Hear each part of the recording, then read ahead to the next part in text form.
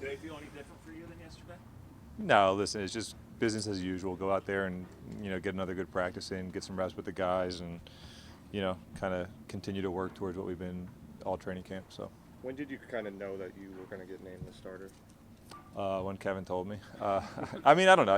Like I said, you keep your head down and you just try to do your best. And felt like I was having a good camp with the reps that I was given, and that's all you can do. Joe, I know we've done this a million times, but are there extra emotions attached to, now you're 40 and it's been a couple of years since you've been the week one guy for anybody? Yeah. Izil on the other side. I don't know if I was very emotional about it, but listen, you don't take for granted opportunities in this league, especially to get one at this point in my career is definitely special. But like I said, it's pretty much business as usual and just kind of trying to get better. So. Is it your understanding of the starter for the season or go further notice? Well, we all know how that works. I mean, that's everybody in the league, but it's not really my job to look at it in that way. It's just to kind of go out there and play my game, kind of like I've been doing, all training camp, and not worrying about, all that stuff. Just going out there and playing my game and being the best I can. So. Do you expect to play Saturday, and do you want to play? I assume you want to play. Yeah, I do expect to. I think there's a lot of value in preparing yourself to go play a football game and getting your mindset ready for that. So. Joe, now that the question's been answered, right? Just where are you at, and where do you feel this offense is at this point, getting ready for this season? I think we all feel pretty good. Now it's like, listen, you only get a certain amount of reps out there, and I think we've made the most of it. And I think that's every team in the league to a certain extent. I think the good thing about this week is we kind of get to put ourselves through a little bit of a game plan and kind of simulate what we would be doing during the year, and I think that's going to give everybody that extra confidence to take that next step. Joe, the old training camp adage is that the defense usually starts at the offense, but it seems like you guys have been gaining some steam recently. Why do you think offense takes a little longer to gel in an offseason? It's so tough to tell these days if that is actually the case, just because you're not out there with a ton of reps. But I mean, typically on offense, I'm sure defensive guys look at it exactly the opposite that we do. But on offense, one guy can mess up and it wrecks the whole play. On defense, one guy can be the only one to wreck the entire play. So it's kind of like, I think a lot of offensive guys at least view it opposite. I'm sure defensive guys would tell you differently, that they need to kind of play together as well. But it truly is a team sport for a reason. And on offense, everybody needs to be on top of all their shifts, all their motions, all their post-game, all their post-snap, changes and all that. And if one guy happens to be a little bit off, then the play doesn't work. And I think it's always it always takes a little bit of time to get all 11 guys operating on full cylinder, especially when you're rotating a bunch of guys in during training camp and you have a bunch of guys taking reps. It's just it just makes it even a little bit harder. Where are you from a physical standpoint? The last time we obviously saw you play here in Cleveland was 2 years ago, and the calendar was turned to this instead, of course. So where does 40 find you, just in terms of arm strength, mobility, and energy, and all that kind of stuff? Yeah, I mean, I hope that I've shown some people that over the last couple of weeks that have watched the film and that we've been out there with. I feel as good as I ever have. You get tricked a little bit when you're in a locker room with all these guys. You just kind of assume you're in your 20s, and you keep telling yourself that. But I really do feel great. My arm feels just as good as ever. My legs feel really good right now to do the things that I'm going to have to do. So, I feel ready to go. Hey, Joe, would a 22-year-old Joe Flacco believe he'd be starting as a 40-year-old? I hope that he would believe it, yeah, if you told him. He'd probably be a little bit surprised that he's actually still playing at 40 years old. But I hope that he would believe it for sure. It's tough to go back. And in a lot of ways, you're probably a little bit more cocky as a 22-year-old than you are as a 40-year-old. So I've probably come down to earth and mellowed out a little bit on certain things. And yeah, my 22-year-old self, I think, would believe it for sure. You touched on this for one second, Tony. You're part of a small group now that's going to start as a quarterback in his 40s. How much pride do you take in that? Well, it's interesting, man. I think over the last, it's always it's always one of those things that, like, I think as a football player you just want to play, but I think you got to give a lot of credit to obviously Tom for anybody even thinking about doing it. Obviously there was guys before. You have, Warren Moon, and I talked about it a couple weeks ago, Vinny Testaverde and other guys that have done it. But I mean, he pushed the boundaries like he did in absolutely everything. No surprise that he did it in that way as well. But I don't think it's necessarily something that I actively think about until people kind of remind me with texts and things like that, and you guys ask me about it. I don't think it's a huge deal right now, but I'm sure when I look back on it, it'll be pretty cool. Joe, you haven't practiced with Isaiah Bond yet, but his speed is well advertised. What does that 4.39 speed bring to the offense? Yeah, listen, I think anytime you bring that kind of speed to an offense, it can help a lot of things out. Run game, short passing game.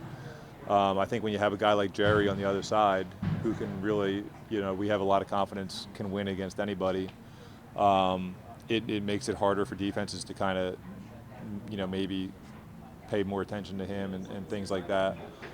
So, yeah, it can open up, all kinds of possibilities. We ask you all these questions about how's your arm feeling, how you doing physically. I feel like mentally it would be an advantage to be around longer. How much do you understand defense now as opposed to when you were 25, let's say? Yeah, listen, I think the thing that as you get in the league, no matter what position you are, the part of it that you deal with mentally that maybe is a little bit of a struggle, not an advantage, is that you got to fight like the boredom and the monotony of doing it for so long. I mean, we've all been playing football since we've been teenagers, and at some point we all will be done. So I think when you can kind of get into that tenure area, there is a part of your brain that wants to make it, oh, I'm doing this again. And I think that I've been in a good position the last few years to kind of get over that mindset. But I think that's the one actual kind of drawback that you have as an older player is that, you do have to fight some of that, or you had to fight it throughout your career. Now, the advantage is I think I've gotten over that to a certain extent, and now and you feel very good about where you are. And all positions, but specifically a quarterback, you definitely should get better as your age climbs up. Because, and even if there's things that you haven't seen before and somehow somebody's creating something new, it's just the way that you react to that is a little bit more, you can tell is a little bit more experienced than a younger guy, that it might throw him off a little bit. So yeah, there's definitely advantages as you get older in this league, no matter what position you are. If you can keep your physical health, then, the more mentally sharp you are, the better you're going to be. Joe, have you heard from a Tom Brady or, Aaron's, Rodgers has got things to do this camp, but have you heard from any of those other guys that have made it past 40 and are still doing this? No, I think that's probably one of the things I'm not great at is reaching out to people and leaning on people. I'm sure they'd be open to kind of share whatever.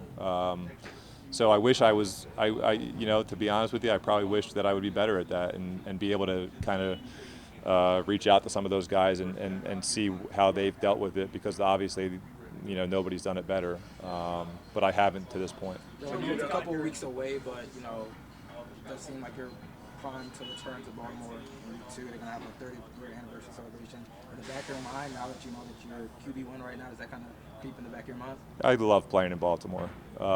Such a special place, unbelievable fans, division game. I mean, it doesn't get much better than that. So, that is what the plan is, and it would definitely be very exciting. Joe, when you got here in 2023, it was real obvious how the locker room gravitated to you immediately when you walked in the door.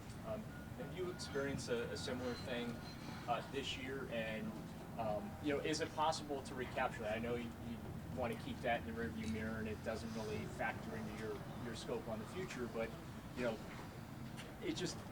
the way it came together felt so special.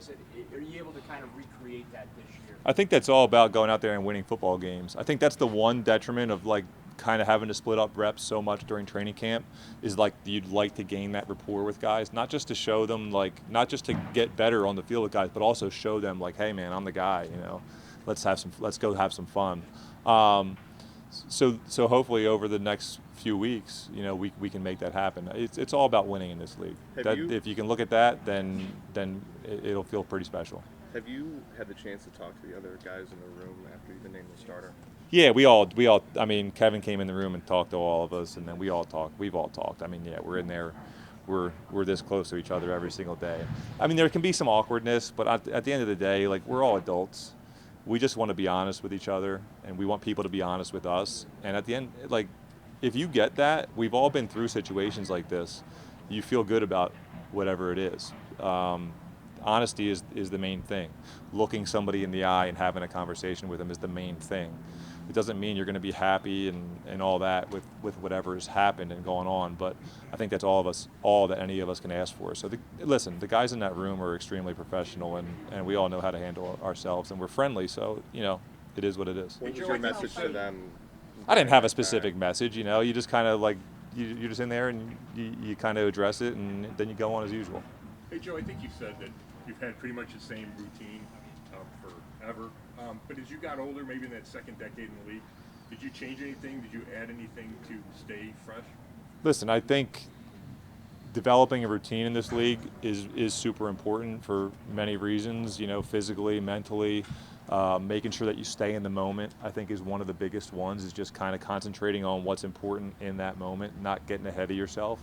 In terms of a physical aspect, like, I'm really lucky to be with my trainer and kind of like progress as the years have gone on, and a lot of the same things, but always doing something new and more exciting. I mean, a couple years ago, it's like when you're 12, 13, all through high school, like, I look back and I was like, I came to the realization, like, man, I was in really good shape because I was playing football, I was playing basketball, I was playing baseball, I was running around with my friends playing pickup games. Like, that's a big part of how you stay in shape. So it's like, when we get to adults and you get into the work world, you stop doing that things. And it's not any, like, just because I'm out here running around on a football field every day, yeah, I'm a little bit active, but it's still only an hour and a half. Like, so I think I came to the realization, like, oh man, I got to get back to doing some of those things, like playing games and having fun and doing so, because you're just kind of out there doing it, and you are getting in shape, and you're moving laterally and forward and doing all those things just to kind of keep your body as active as possible. Is there anything that surprises you anymore? I don't know if I have a specific, but yeah, I can be surprised for sure. Since you left Just a couple more. Baltimore, the teams you've been with since your Baltimore career, it seems like 4 games in Cleveland stand out. Why do you think that is? Numbers-wise, wins? Well, listen, I think if you look back, like, to this roster, they've had a pretty talented team. And I think specifically that year, I can attest to it. They had awesome guys up front, a good running back room, a good receiver room, really good defense. To win in this league, you need to have a team, and a coaching staff that's ready to go. And I think probably that Browns team more than any of the others were maybe just a little bit more in that zone where they were ready to win. I mean, I was on some other talented teams too, maybe a little bit younger and not quite ready to get over that hump yet. But When you talk about fighting off the board, and did Shador bring a little bit of a different twist or spin to it? Because I just saw you guys laughing, so often, and did his presence kind of help keep things sort of light and fun for you this game? for sure, I mean, you're always looking for that. That's what being a part of a team is all about. Making those connections with guys, it puts us all in that better mindset. In order to play really well, you need to be in a great mindset. And I think, having those relationships and being able to laugh about certain things, but also get your work done is a big part of being successful. No one's as happy that you're in the starting role than David and Joe, who's been posting all over his Instagram. What is your relationship? And you just kind of describe your relationship with David. Dave's awesome, man. I mean, he refers to me by my full name. He's been doing that since I've walked in the building a couple years ago. Dave has a lot of energy, but most importantly, he's a hell of a player. You just got to get the ball in his hands. That's the biggest thing. And listen, I hope we can keep that enthusiasm going as the season starts and moves on, because he's a lot of fun to be around. And if we get things going well, then it should be pretty fun. Call you Joseph? Or No, he just calls me Joe Flacco. He says my last name. You know. Like Paige calling him, Mr. Joe Flacco. Is that kind of funny? It makes sense, you know. I don't know, like in my experience, a lot of kids these days kind of call their parents' friends by their first names, but and in my case, everybody kind of, you know, everybody knows professional athletes by their first name, so it kind of makes sense. But Mr., yeah, if I heard him say that, I'd probably say, hey, let's cut it out on the Mr. Pretty good. All right, thanks guys. Thanks, Joe.